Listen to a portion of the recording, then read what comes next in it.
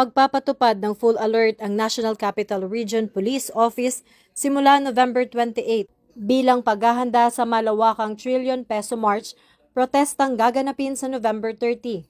Ayon kay Police Major Hazel Asilo, tagapagsalita ng NCRPO, ang kasalukuyang heightened alert status ay itataas para masiguro na kompleto ang mga uniform personnel at handa para sa posibleng karagdagang deployment kung kinakailangan. Ang hakbang na ito ay kasunod ng naunang 2 araw na protesta ng Iglesia ni Cristo at bahagi ng pinaigting na security planning at coordination ng NCRPO sa iba't ibang ahensya.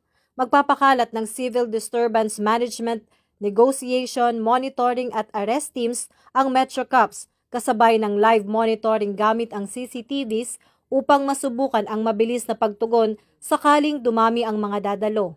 Dahil ito ang bagong PNP para sa bagong Pilipinas, serbisyong mabilis, tapat at nararamdaman.